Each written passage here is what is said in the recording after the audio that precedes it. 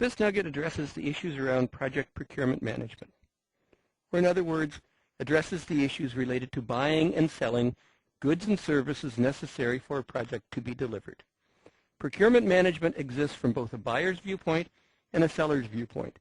It's important if you are in the project procurement process as either a buyer or a seller to understand the entire process as your role is defined throughout. PMBOK defines project procurement management with 6 main steps. The first step is plan purchases and acquisitions, identifying the products and services that you must buy to successfully deliver your project, or identifying the project and services that you must sell to allow a project to be successfully delivered. Plan contracting involves identifying what type of procurement is going to be done. Is it time and materials? Is it fixed price? How will the contracts be administered? How will the contracts be processed? Requesting seller responses, producing requests for proposal, going to the marketplace, trying to find qualified sellers, and requesting the qualified sellers respond with solutions as to how the project's requirements will be met. Selecting of the sellers is reviewing and understanding each of the responses and picking the seller that best satisfies the project requirements. Contract administration is the ongoing activities related to managing the contract, ensuring that all payments, all deliverables, all work produced as part of the contract for the project is properly handled and properly delivered throughout the project. And then finally, contract closing, dealing with the issues related to closing the contract, producing final payments, returning any goods, any proprietary material, and ensuring both the buyer and the seller are satisfied with the procurement process and that the contract has received what it needs to be successful. Project procurement management can often be thought of as a very simple process, simply going out and buying something that the project needs. And that is true. A well-managed procurement process makes it look simple. But managing a procurement process well requires a lot of work, involves reviewing and understanding the impact on each procurement decision as based on each of the 6 steps as defined in the PMBOK guide. One of the biggest issues with procurement management is the fact that it produces a contract. A contract is a legal binding document. A contract obligates the seller to certain obligations and obligates the buyer to pay for, receive, and approve the products, the services produced by the seller. Each party, the buyer and the seller, must ensure they're delivering to the terms and conditions of the contract to ensure that there are no legal issues, there is no legal recourse taken against the project. As soon as a project goes into legal issues, legal recourse, the project itself is going to suffer and the procurement management process is going to break down. The first step in project procurement management is to plan your purchases and acquisitions. In other words, make or buy. You need to decide if there are products or services that your project requires that can be made by the project team or must be bought or are better economically serving to the project if you buy them. So you're looking for goods, you're looking for services that are required by the project that will be delivered outside the team.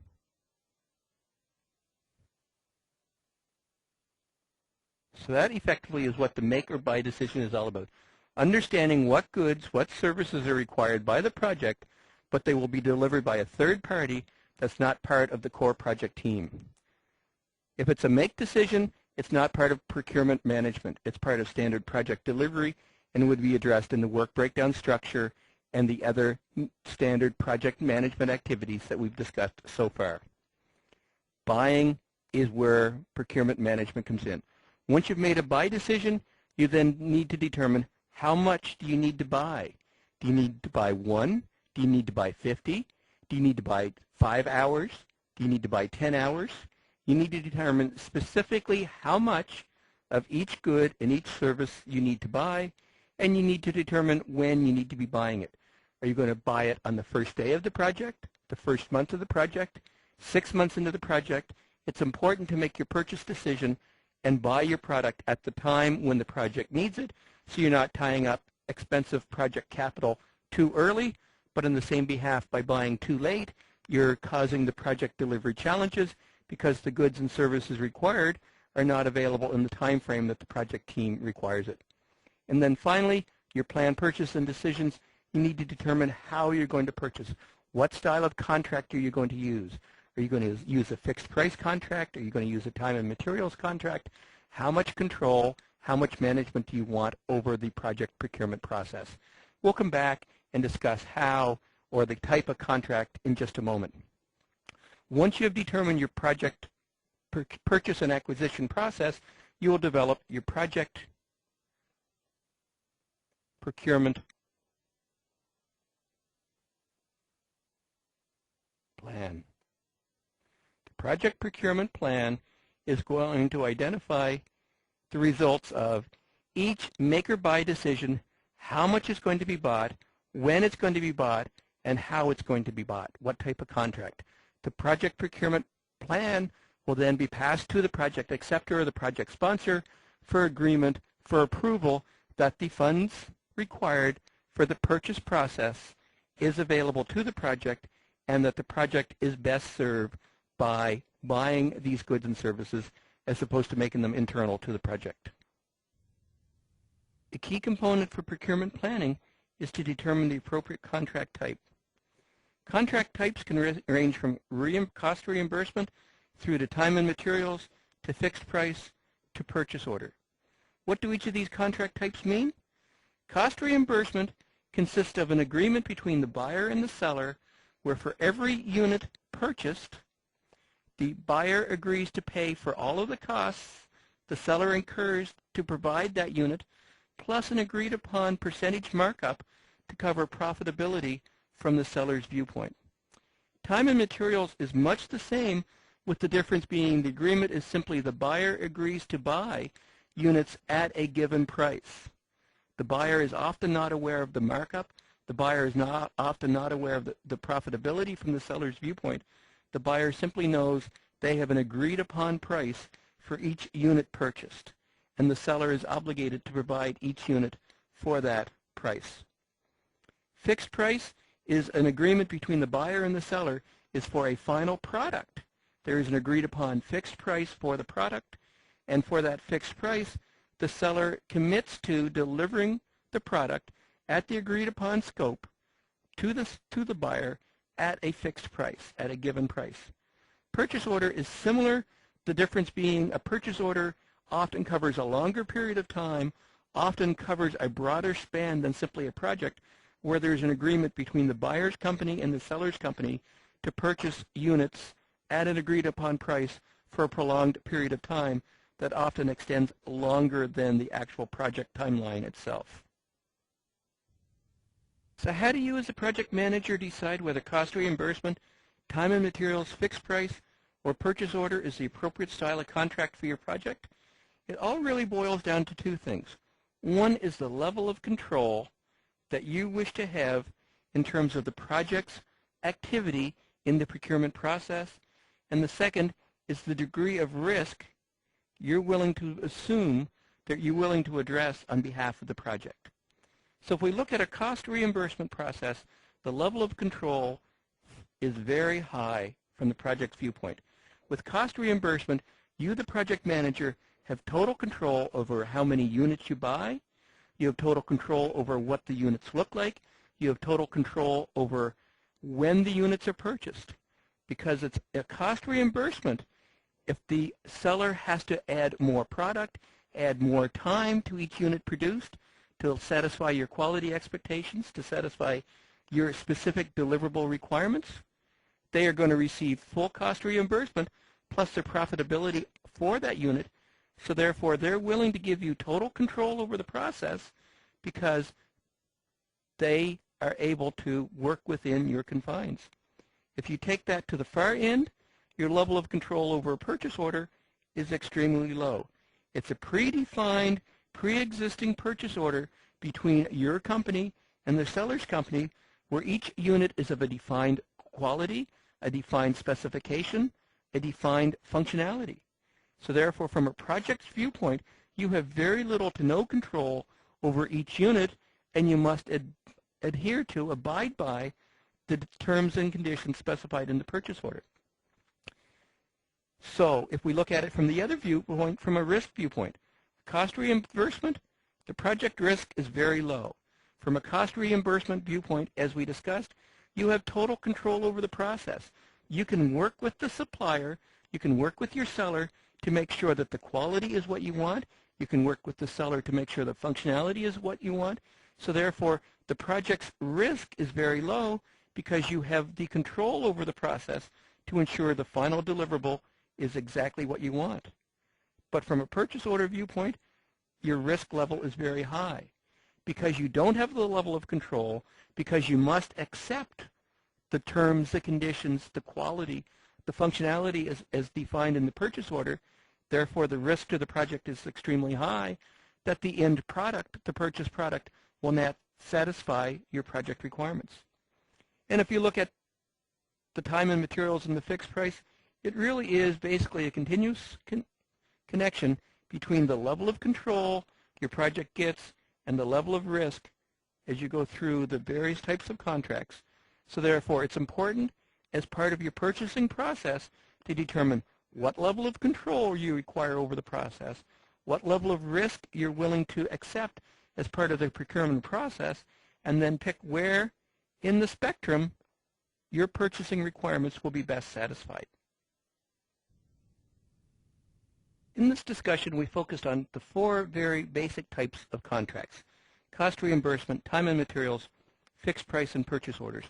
In reality, there's an unlimited number of contracts, and the type and style of contract is probably limited only by the imagination of the buyer and the seller to determine some combination, some situation that best is described as cost reimbursement or time and materials or fixed price to satisfy specific project requirements and address the budget, the schedule, the financial issues.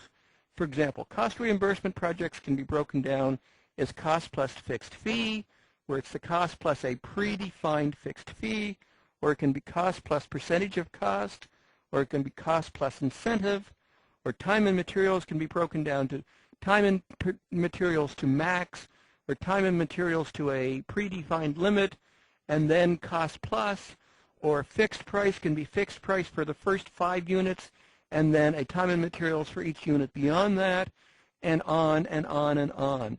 It's very important that you as a project manager are aware of the type of contract that's being negotiated for your project, and that you don't get caught up in, if I can use the term, the smoke and mirrors as part of the sales process, where you have a vendor salesperson trying to invent a new style of contract that's going to most likely benefit the seller's company more so than your company. So it's very important that you understand the type of contract, the degree of control you're going to have over the process, and the degree of risk that you're accepting on behalf of your project based on the style of contract, and that it is appropriate for your contract, and that you're positioning yourself somewhere on this continuum of high-low control and risk levels that satisfies your specific project requirements. The next step in the procurement process is plan the contracting process. In other words, prepare the RFP, the RFI, the RFQ that's required to go out and solicit information from the vendors. If you're not familiar with these terms, RFP stands for Request for Proposal, RFI stands for Request for Information, RFQ stands for Request for Quotation, and basically this alphabet soup will be as wide and as varied as the number of organizations involved in the procurement process. Don't get hung up on whether you're producing an RFP, an RFI, an RFQ. Ensure that you're preparing the document that defines the process to be followed for the procurement process, and most importantly, that you're defining the scope of the procurement. Defining the scope of what you want to purchase is as important as defining the scope for your overall project. Just when you thought you were done with detailed scope definition, you need to go through detailed scope definition again in the procurement process for each and every component that you're going to be procuring, for each and every piece of the project that you're going to be buying. You need to ensure that the scope for your purchases are as well defined, that there's no ambiguity, that there's no room for interpretation when you're buying pieces for your project as when you're developing the overall project plan.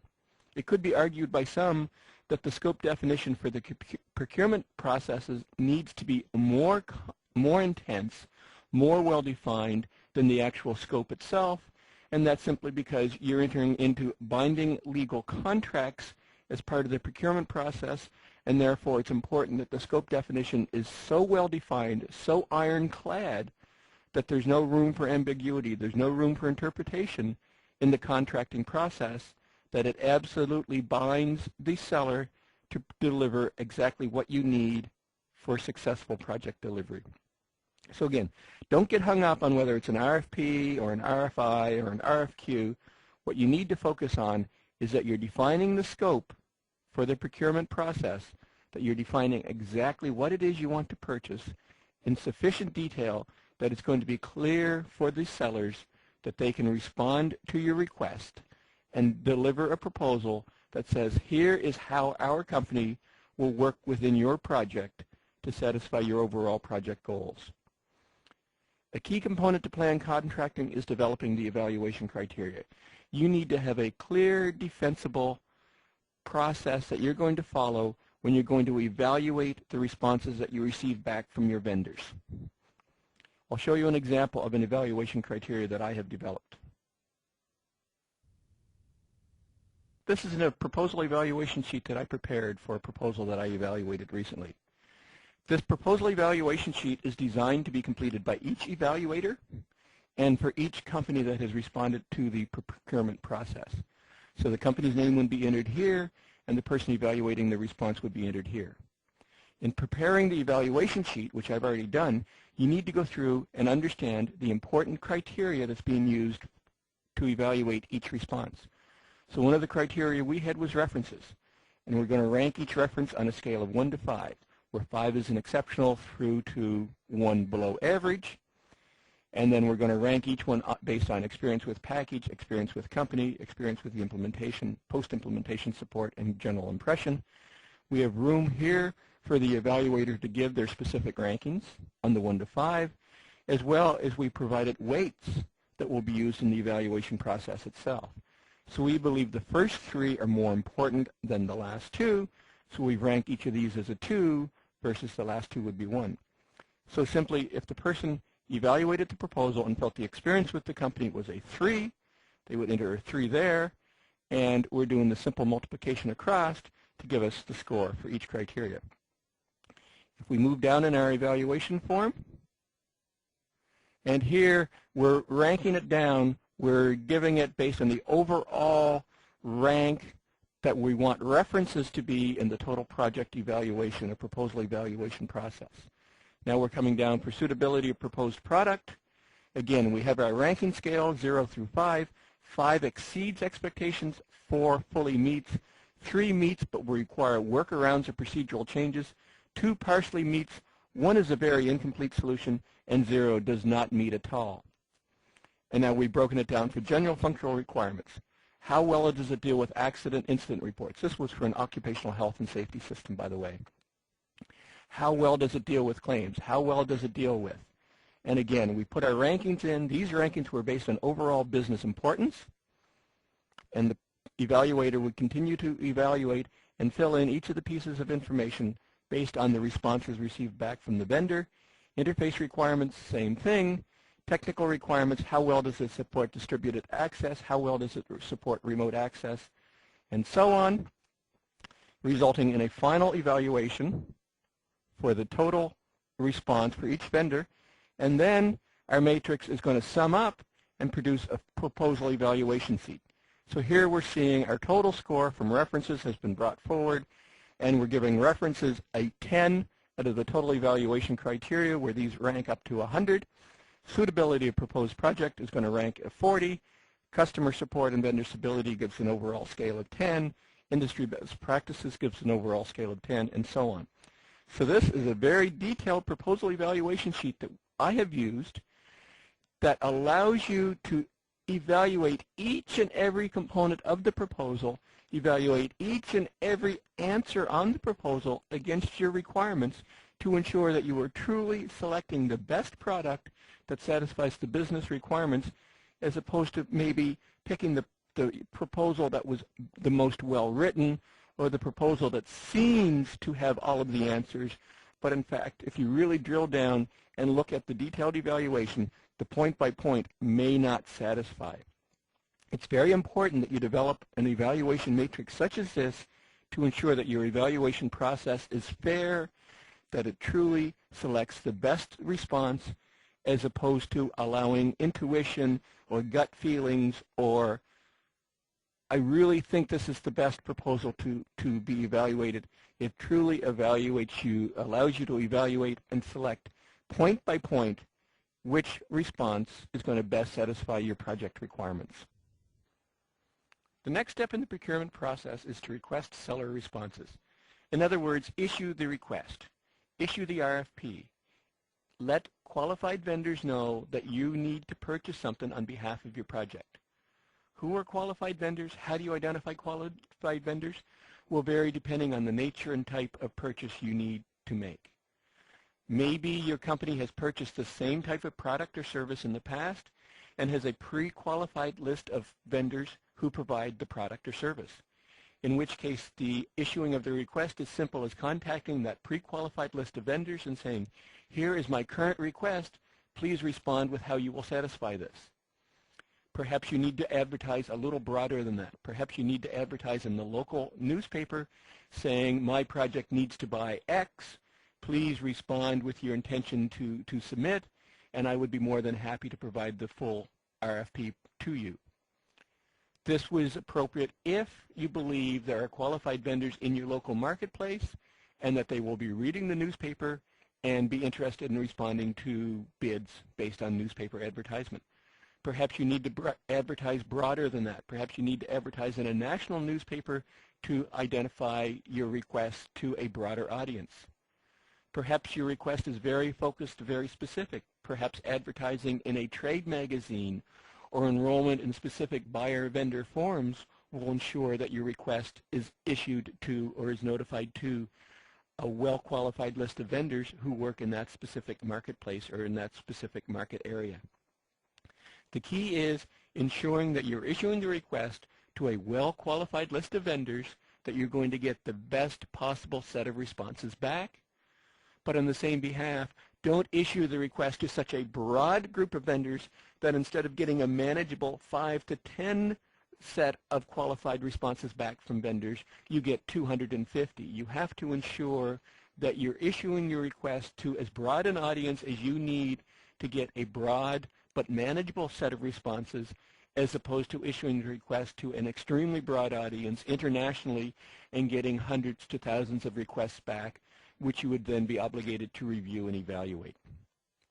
Once you issue the request, you will probably almost instantly be in a clarification process. Although you have attempted to make your purchase request, your RFP, as clear, as unambiguous, as well-defined as possible, that you've defined as clear a scope statement as possible, there will almost always be instances where your vendors request clarification. If vendor A requests clarification on point number 15, you should provide the clarification to vendor A, but I would suggest to keep the procurement process as level and as even as possible. You should provide that same clarification to all vendors. A common process is all vendor clarifications will be responded to at the end of a week. So every Friday at 3 p.m. we will issue email, a general notification to all vendors of all clarifications received this week. That ensures all vendors are receiving the same information and are able to submit their bids based on the same set of details. A process often used to ensure that all vendors are working from the same page is the establishment of bidder conferences. At a predefined time, all vendors are encouraged to participate in a bidders conference where all questions and answers will be addressed and all clarifications will be provided at that point in time. The key with requesting seller responses is ensure that your request for proposal goes out to a broad audience to ensure you get a range of qualified responses, but that you manage the audience so that you don't get overwhelmed with too many responses, and that during the proposal process itself, you're providing all of the clarifications required by vendors, but you're providing equal and fair clarification to all vendors to ensure that all responses received are based on the same set of requirements, and any clarifications and modifications to those requirements through the actual purchasing process itself. The next step in the procurement process is to select the final seller, or sellers if you have multiple purchase requirements. It comes down to evaluating the responses. You've received multiple responses, 2, 5, hopefully not too large a number of responses back from the qualified vendors. You now need to go through and evaluate and respond to each one of the responses. Key is you need to use multiple evaluators so there's no personal biases coming into the evaluation, and you need to use the evaluation matrix that we looked at earlier, that we developed earlier, to ensure that the evaluation is fair and straightforward. Often you will do 2 separate evaluations. Often the technical evaluation will be done first to ensure that the solution satisfies the technical requirements, that it truly addresses the project requirements first, and then secondly, addressing the financial requirement that once you have determined which packages, which solutions will satisfy the overall project requirements, you will then pick the best package, the best solution based on the financial situation, i.e. the cost for the proposal. But you don't want to let finances be part of the evaluation criteria before you've determined that the fit happens, because you could end up buying the cheapest package that doesn't satisfy the project requirements. And then the final step is the production of the project contract itself. So the evaluation process, we come back to our proposal evaluation sheet. We're evaluating company ABC, and it's been evaluated by myself, Steve. As we said, we go through and we evaluate each and every component. So I have, for this particular company's response, evaluated their experience with the package as a 3, their experience with the company with a 3, a 4, a 1, and a 2 respectively, and I've gone through and I've completed the complete evaluation based on the response I've received back from the vendor. I've done it for the suitability of the proposed project, all of the functional requirements, the interface requirements, the technical requirements, and so on. All of the information that I've done with my detailed evaluation has been brought forward to the summary sheet. So here I'm seeing for company ABC, evaluated by myself, in terms of references, they got a 6.25 out of 10. In terms of suitability proposed product, they got a 26 out of 40. That's not a very high evaluation. That may be enough in itself to discount this vendor from further evaluation, or you may want to go on and look at other vendors. It may be that this is the best solution, but you'll notice at this point in time, the cost of the proposal I have not evaluated. I need to go through and ensure that I have solid technical solutions first, and then once I have a short list of these proposals that satisfy the technical requirements, I would then go in and complete my financial evaluation and evaluate the components, the proposals, and based on the best financial price for the best technical solution. If we come back to the selecting of the seller process, the final step is the establishment of the contract. So once you have selected the final vendor, you then need to go into contract negotiations. You, the project manager, need to be very aware of the contract negotiations process. I like to think of a contract as 2 parts. Part 1 is the standard legal terms and conditions for the contract. Unless you have your degree in law, which as a project manager you probably don't, I certainly don't, I defer all contract discussions, all contract negotiations in terms of the pure legal aspects of the contract to specific legal authorities in my company or specific legal advice solicited by the company. But the key but is you let the legal people look after the contract terms and conditions, but you, the project manager, need to be intimately involved with the contract process in terms of the statement of work. The statement of work comes back to the vendor's statement of their technical solution and how their technical solution is going to satisfy your request, i.e. the scope defined by you to satisfy your project requirements.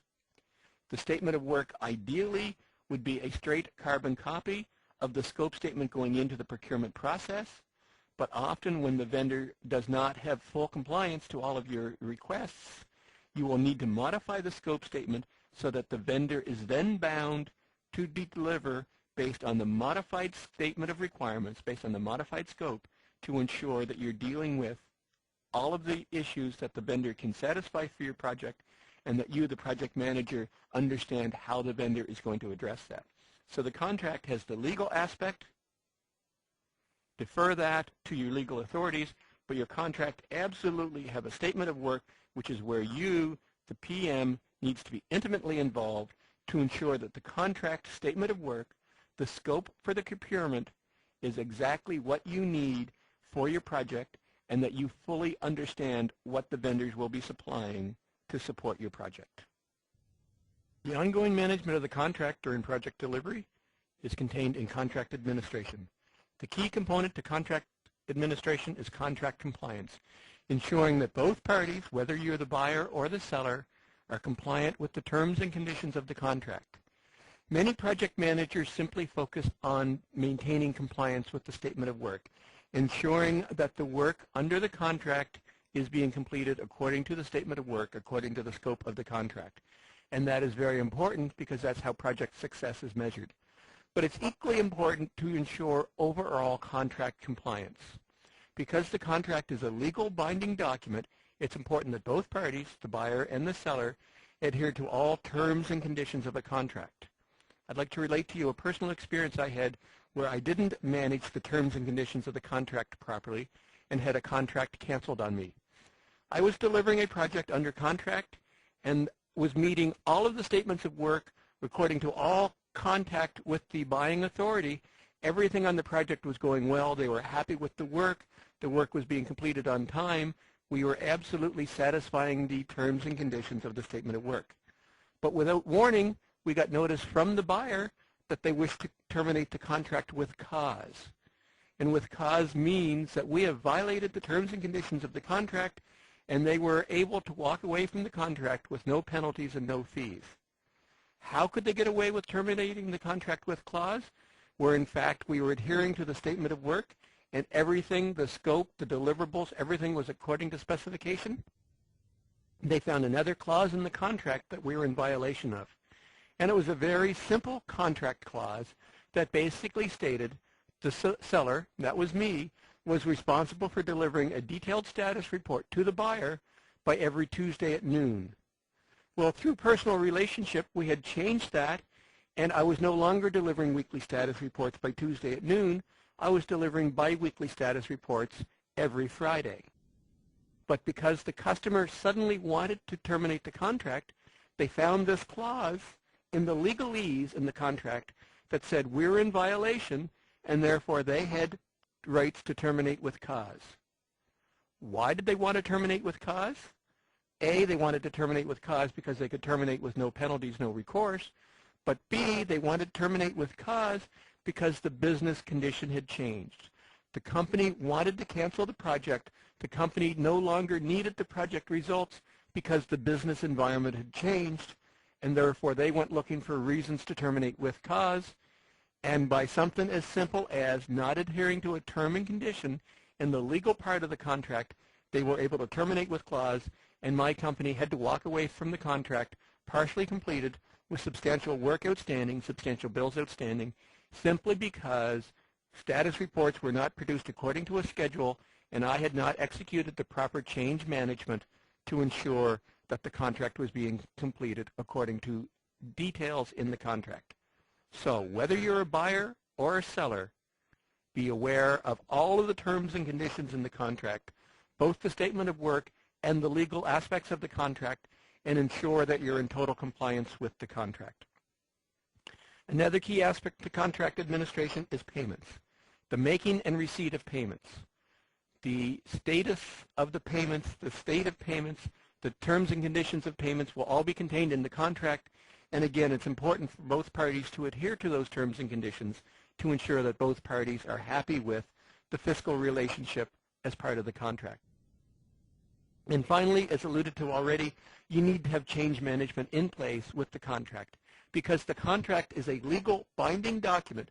Any deviations to the contract, any deviations such as changing the status report, any deviations to the statement of work, any deviation to the acceptance criteria, any deviation to any aspect of that signed contract must be documented through formal change management, and both parties with the appropriate signing authority sign off on the change management, which then becomes a legal binding amendment to the original contract.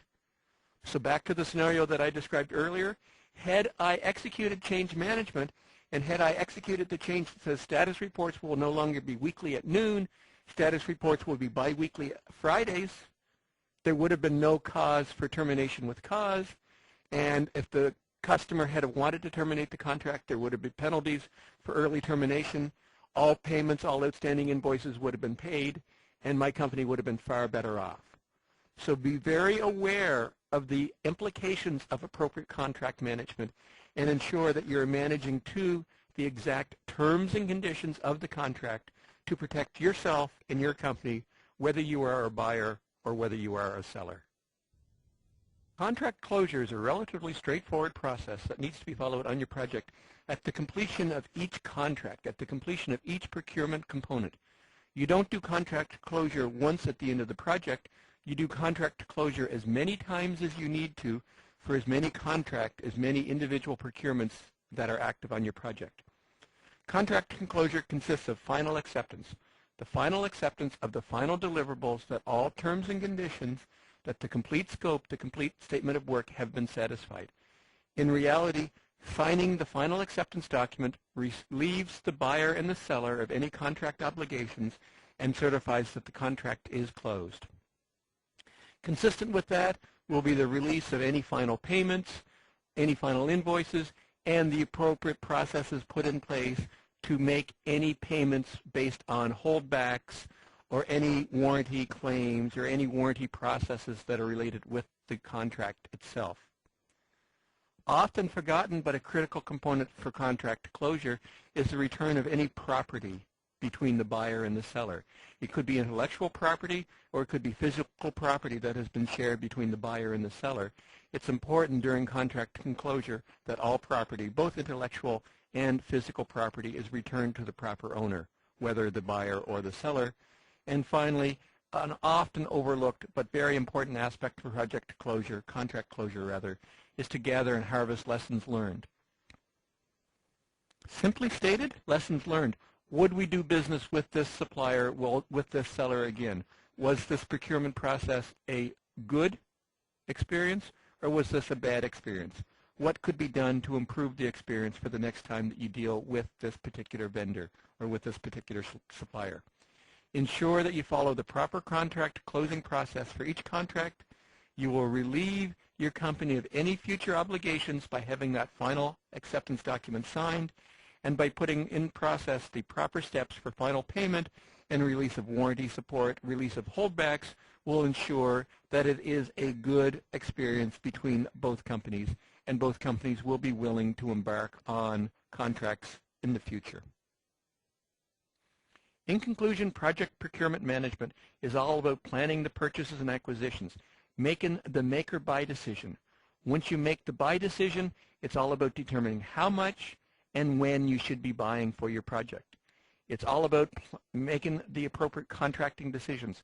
What style of contract are you going to use? Fixed price or per diem? Making the contract type decision is all about understanding the risk and control aspects and the trade-off between risk and control associated with each type of contract. Requesting the buyer sellers is going out to the marketplace and advertising your need to buy and ensuring that you're publishing your request to the appropriate buyers, to the appropriate sellers rather, to get adequate responses. Selecting the sellers is all about using a fair, justifiable process, using the appropriate evaluation sheets to ensure that you're truly picking the right solution for your project. Contract administration is all about the ongoing administration to ensure that both parties, yourself and your partner, the buyer or the seller, depending on which side of the equation you're on, is adhering to all of the terms and conditions related to the contract. And finally, contract closing is doing final acceptance closing the contract, getting the appropriate signatures to close the contract, making the appropriate arrangements for final fiscal payment, returning any properties between the buyer and the seller, and harvesting the lessons learned. Should we contract with this company again, what would we do to improve the procurement process the next time we do it to ensure that we're always learning from project history? This concludes our nugget on project procurement management. I hope this video has been informative for you, and thank you very much for viewing.